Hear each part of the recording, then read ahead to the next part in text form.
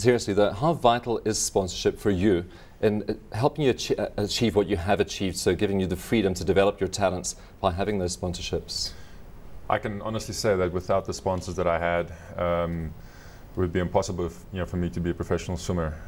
In South Africa, that's almost impossible to just live off of your swimming, and the sponsors really helped me in between the Olympics, and at the moment it's very tough for the swimmers. I think especially for the smaller sports, it's very tough at the moment. James, do you think the same would count for any sports really in South Africa? So looking at swimming, athletics, also some of our teams. Look, without the corporate sponsorship, it's very, very difficult for the rights holders in order to actually run their sports effectively. Money makes the world go round, we all know that. In the professional era of sport and sports sponsorship, it costs a lot of money to actually run federations. So it's vital that companies do actually come to the party.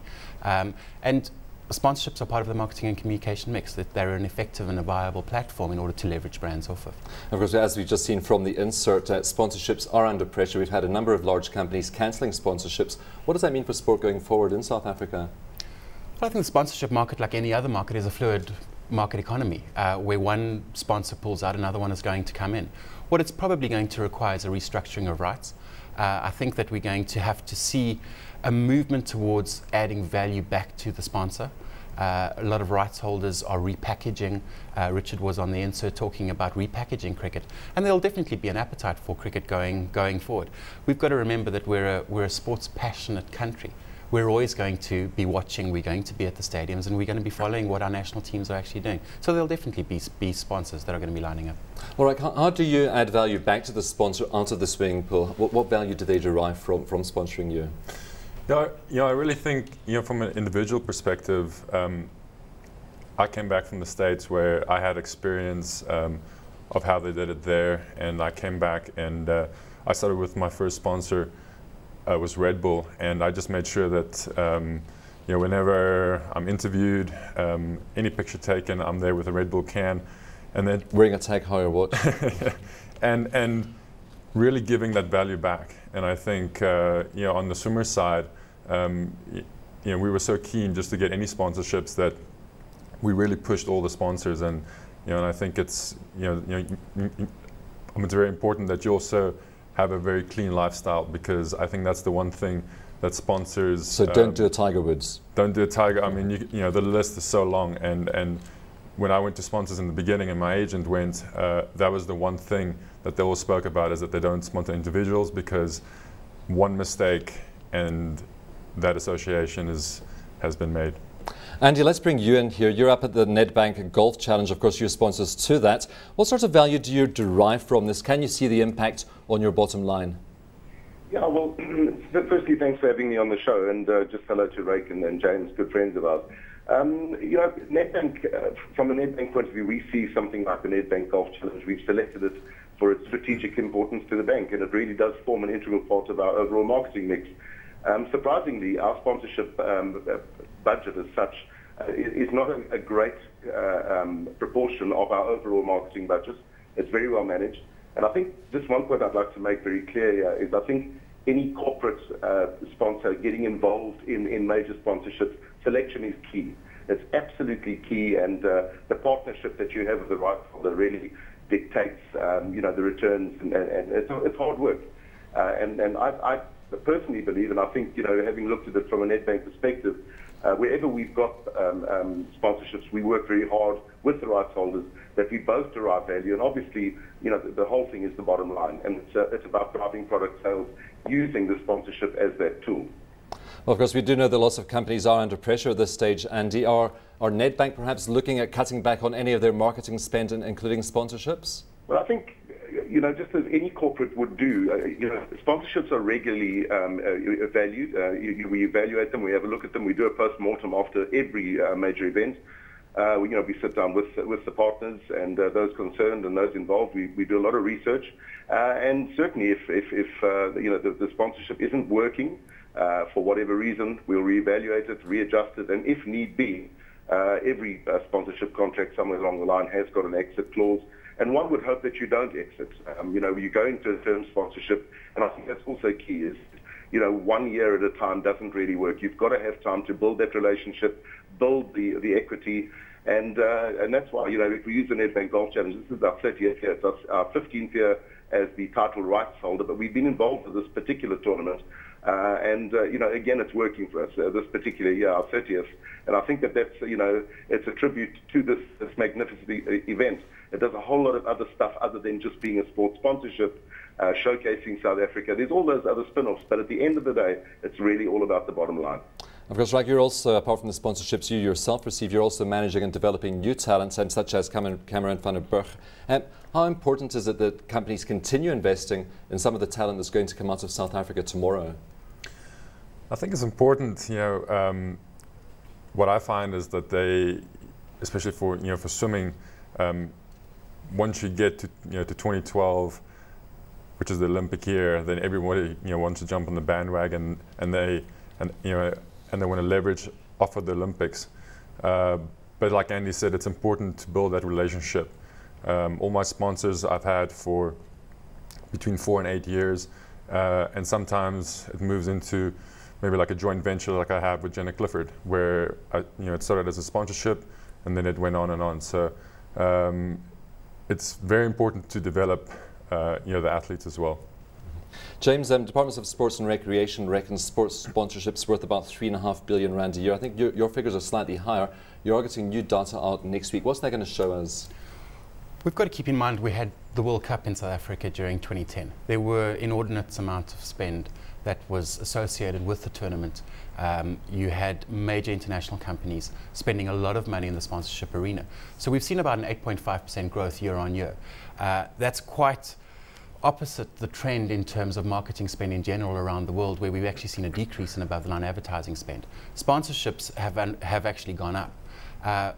We're relatively recession-proof in that you do sign contracts for a 3 to 5 year period.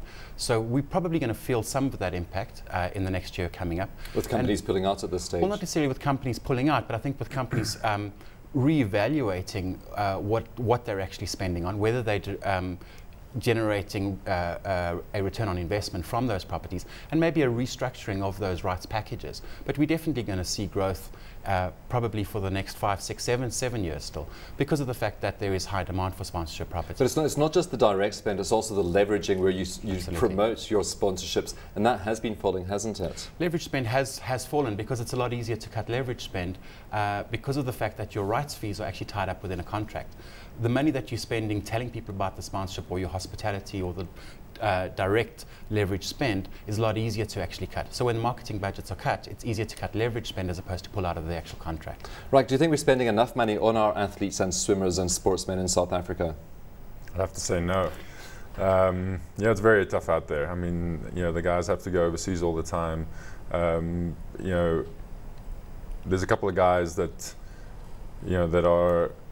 they were on the same relay team as me that won the Olympic gold medal, and these guys are struggling. And it's very unfortunate that you are an Olympic gold medal winner, which there aren't many in this country, and you have to really struggle and have a part-time job in order for you to follow your dreams. So I'd have to say definitely not. And of course, you're also Qatar tried to push you, didn't they, to swim for them in the 2008 Beijing Olympics. So it's not just about money, because you could have gone there for a lucrative amount of money. Why did you decide not to do that and rather stick it out here? Because I'm a passionate South African, and and for me, it's it's important to give something back as well. And I had some great sponsors at the time, and I still do, and I wanted to show my loyalty to them, and sometimes I wonder if I made the right decision, but I made it, and things are going well for me so far. Well, Andy, you said, of course, you're going to do a post-mortem after the Nedbank Golf Challenge to find the value of that. Have you been leveraging this properly, though, getting the full bang for your buck out of the Nedbank Golf Challenge? Well, I think leveraging is a key part of the whole sponsorship mix.